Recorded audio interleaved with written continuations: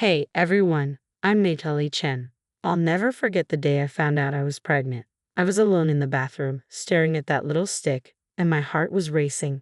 When those two pink lines appeared, I just couldn't believe it. I mean, I've always been so focused on my career as a graphic designer. But this was a whole new adventure. The first person I wanted to tell was my husband Daniel. He was in the garage, totally absorbed in his latest art project. I burst in, waving the test like a crazy person. "Danny," I shouted. He looked up, saw the test, and his eyes went wide. Before I knew it, we were both laughing and crying and hugging in the middle of his tools and paintbrushes. We were going to be parents. We decided to tell our friends at Friday, our weekly game night. So, my best friend since college shrieked so loud I thought the neighbors would call the cops. "I'm going to be an aunt," she shouted, practically crushing me in a hug. Marcus, my work buddy, just grinned. "Congrats, Nat. That kid's going to have the coolest nursery in town." It felt like everything was falling into place. Daniel and I spent evenings planning the nursery, picking out baby names, and daydreaming about our future as a family. But then, life threw us a curveball. On a regular Tuesday, Daniel got a call that his dad, Richard, had a minor heart attack. Daniel looked shaken. "He's okay," he assured me, but the doctor said he shouldn't be alone for a while. I didn't hesitate. "He can stay with us," I said. "I mean, he's family, right?" Richard moved in a week later. At first, it was nice. He helped around the house and even took over some of the cooking. But then the little comments started.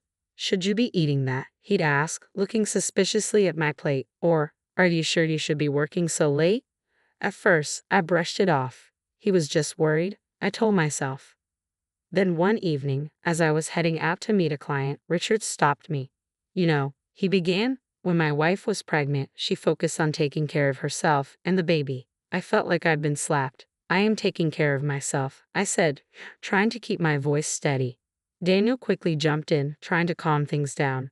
"Then Nat's doing great. The doctor says everything is fine." But Richard just shook his head. "Times have changed, I suppose," he muttered. After that, the tension in the house was constant. I'd catch Richard watching me with this look of disapproval whenever I worked late or snacked. His sighs and muttered comments became the backdrop to my days. One afternoon, I overheard him talking to Daniel in the kitchen. "Son, I'm worried about Natalie. Is she really ready for this? A baby is a big responsibility." I felt a pang of doubt. Was he right? Was I doing something wrong? That night, I called Zoe in tears. "Am I being oversensitive?" I asked. "Hell no," she said firmly. "He's being a jerk. You're growing a human, Nat. You're amazing." Her words helped, but the damage was done. The home that was once our sanctuary had become a minefield. And it only got worse. As my belly grew, so did Richard's comments. One morning, as I rushed to get ready for work, he cornered me in the kitchen. When my wife was pregnant, she took time off work to prepare for the baby. I took a deep breath. "Well, Richard, times have changed," I said. "I love my job and I'm perfectly capable of working and being pregnant." He scoffed. "And what about after the baby comes? You'll be a burden on Daniel, mark my words." His words cut deep, but I refused to let him see how much they hurt. I grabbed my bag and called over my shoulder, "Daniel and I are a team. We'll manage just fine." At work, I threw myself into a big project. Marcus, always perceptive, pulled me aside. "Hey, Nat, you seem stressed. Everything okay?" I hesitated. Then it all came pouring out. "It's Richard. He keeps saying I'm not ready to be a mom, that I'm a burden on Daniel. I don't know what to do." Marcus's face darkened. "That's not okay, Nat. Have you talked to Daniel about this?" I shook my head. I don't want to put him in the middle. It's his dad, you know. Marcus looked at me seriously. "Yeah, but you're his wife and you're carrying his child. He needs to know what's going on." I nodded, realizing Marcus was right. That evening, I decided to talk to Daniel. Richard always seemed to hover close, making it nearly impossible to find a moment alone with Daniel. Finally, on Saturday afternoon, I got my chance. Daniel and I were relaxing in the living room when Richard stormed in, waving the dust cloth. "Natalie, when was the last time you cleaned? This place is a pigsty." I felt my cheeks flush with anger. "I've been busy with work, Richard, and I haven't been feeling great," I said, my voice tense. He snorted, crossing his arms. "Oh please, you're always not feeling great. I'm starting to think you're faking these symptoms just to get out of housework." That was it. I couldn't hold back anymore. Faking? Are you kidding me? I'm growing a human, Richard. I'm tired, I'm nauseous, and I'm doing my best to keep up with everything. What's your excuse for being so unpleasant? Richard's face turned red with anger. How dare you speak to me like that? Daniel, are you going to let her talk to me this way?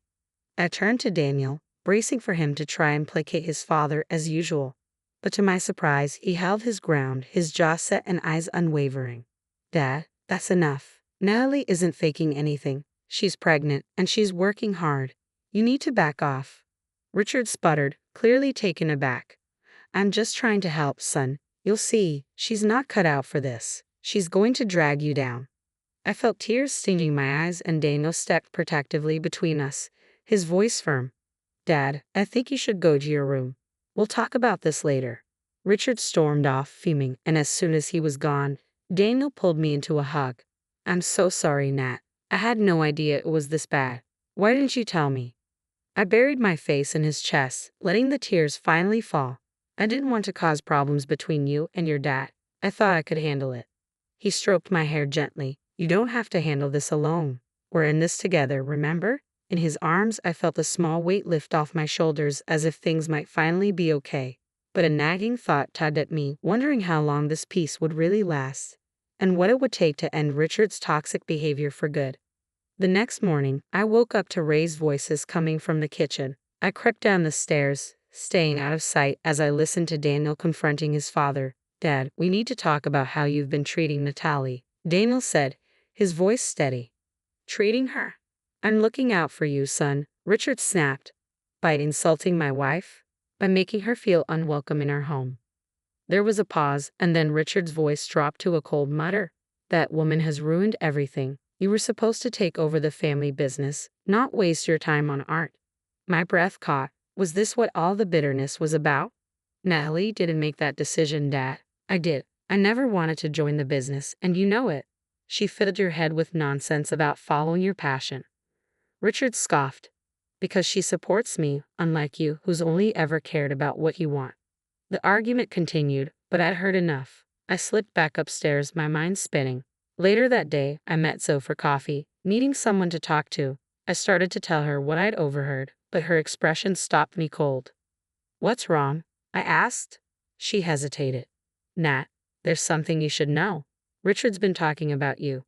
A chill settled over me. What do you mean?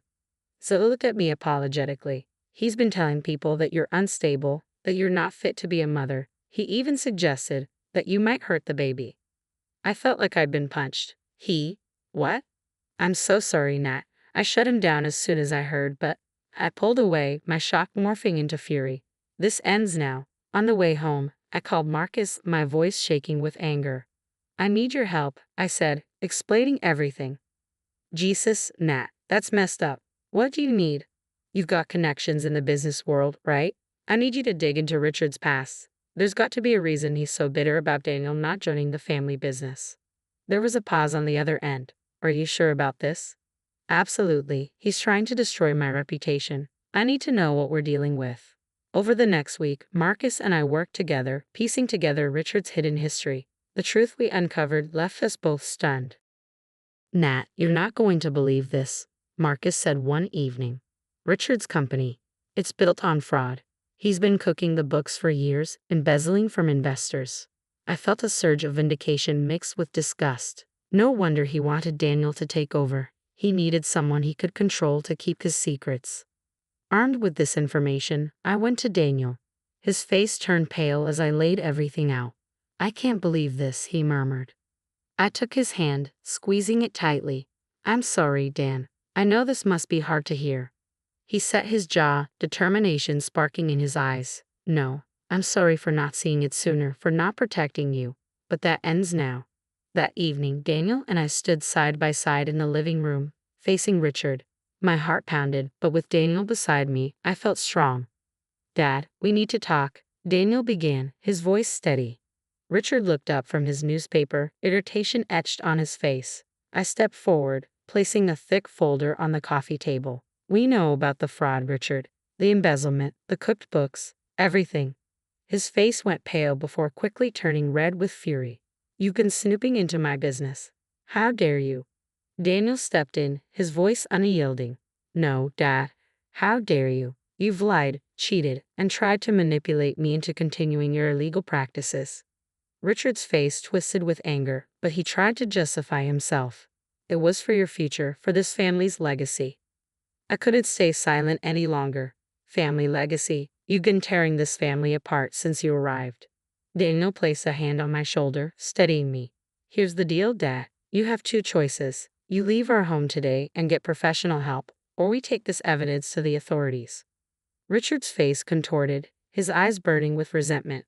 Ungrateful brats, after everything I've done for you, for us. I scoffed. You mean like spreading lies about me, trying to convince everyone I'm an unfit mother? For a moment, he looked stunned.